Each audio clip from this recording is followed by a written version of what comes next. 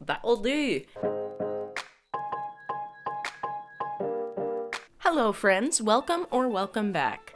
If you hear something in the background, it's my dog enjoying her life. Today, I'd like to talk to you about how my mother was a nice woman. She was nice. This video was originally going to be a nice video about the nice things that the nice version of my nice mother nice did. However, I've had some trauma work breakthroughs since I started planning and working on this video, so I'm gonna go with it.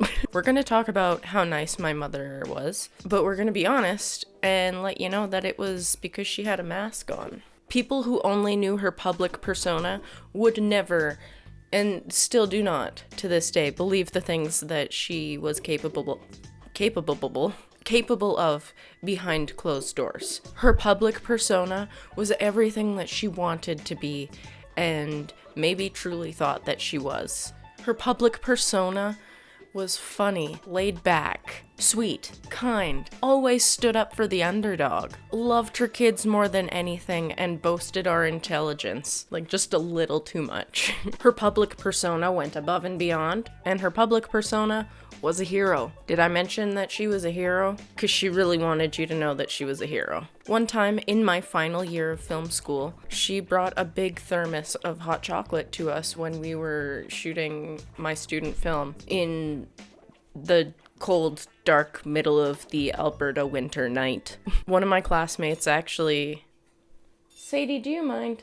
A quote from one of my classmates actually is, "Kalela, your mom is a golden god." And she was so pleased when I told her this. But honestly, who wouldn't be? Like, if you do something nice and people are like, here's an extreme overreaction to this thing that you did, it's funny, it's kind, it feels good. I don't fault her for wanting to feel good. And that was a very nice thing that she did for everyone who was watching.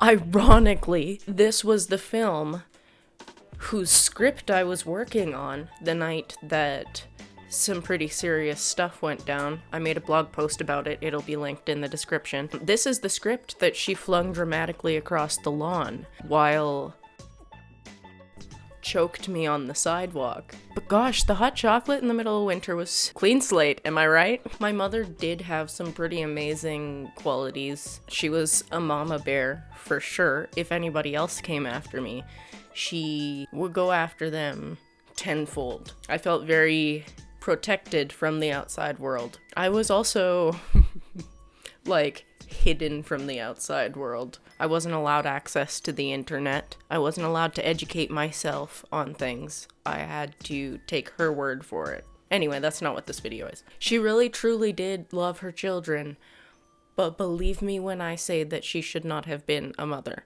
It's not an insult, it's just a fact. She had love in her heart, and sometimes that love would shine through, and those moments were so nice. But people who have nice moments can also have very dark moments and impose that darkness on the people around them. The night that she passed away, the nighttime nurse who saw her through the last 2 weeks of her life in the hospital, we were in the family lounge area, and she approached me as I was about to leave with a cart of my mom's stuff. This nurse approached me and wrapped me up in a big hug and told me who she was and said that she wanted me to know how highly my mother spoke of me. It was really nice, and it was what I needed in that moment. But I still wonder if that is a true fact, or if she saw the way that my mother spoke to me and other members of our family and wanted to give me a parting gift from my mother who loved me but didn't know how. Regardless, I hold that right here, just above where my heart is. An example of the way that my mother spoke to me that the nursing staff observed is that the last words that she said to me before she lost the strength and ability to speak were, "You're so fucking stupid." She did have brain tumors at the end, but my whole life she always spoke to and about me the same way behind closed doors. I would overhear her in the middle of the night talking about me. And the tumors in her brain aren't where it started. It came from her lung and then metastasized to her liver, lymph nodes, and brain after she declined any follow-up to her diagnosis because she didn't like the way that the nursing staff spoke to her. She was severely mentally ill. She suffered probably almost every moment of her life. She was not a happy woman, and she was just so devastatingly ill, and it never got addressed because how could you? We didn't talk about mental health. There weren't as many resources in the 60s, 70s, 80s, 90s, 2020s. Let's make sure nobody else has to suffer this way ever again, because I promised her on her deathbed that her story was going to change the world for somebody else in her position. So please, it doesn't make you weak to acknowledge that there's something going on behind your eyeballs that is making life harder for you than it has to be. There's no shame in finding out who you are and figuring out how to build your environment and your life in a way that is compatible with that. My mother was not able to see this, so she lived a life of denial that was detrimental to my development and that of my younger siblings. I've been doing a lot of mental work, trauma work, mending my broken heart, as they say in country songs. My mother was who she was, and that's not really what I take issue with. She was nice to the rest of the world, but she was not nice to me. And the reason why she was not nice to me is because of who I was. The fact that I was different. I remember getting lectures at bedtime. I would be in my bunk bed, and she would be sitting on the edge. She wasn't a very tall woman. So she fit comfortably on the bottom bunk. I slept on the bottom bunk. I didn't want to fall off the top. Just don't worry about it. And she would give me lectures. I don't know how often it was, but in my mind it was daily because I wasn't the person that I used to be. And I needed to get back to the little girl that I once was who knew how to respect her mother, yada yada yada, so on and so forth. We lived in that house until I was 9 years old. It's the second house that I remember.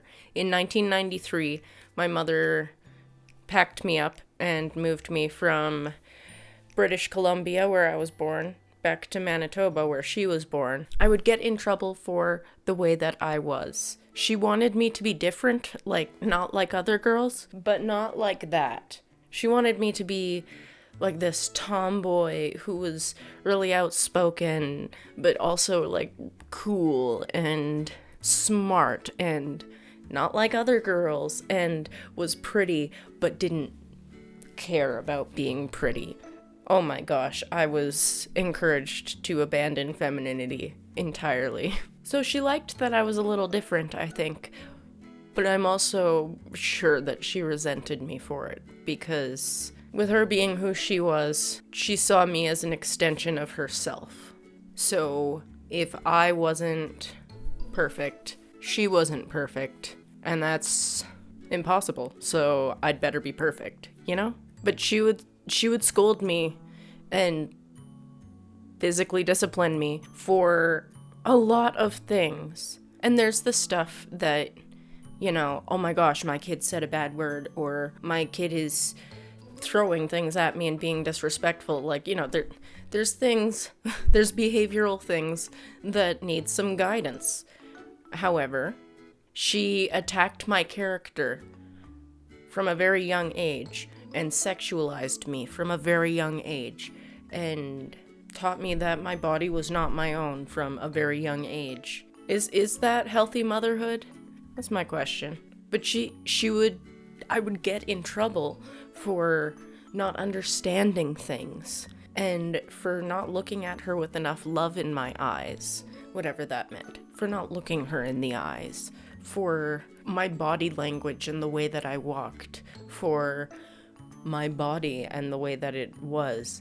If I had menstrual cramps, it was my fault because I didn't drink enough water the month leading up to it. But her menstrual cramps were worse than labor, you see. But that wasn't her fault. But it was my fault.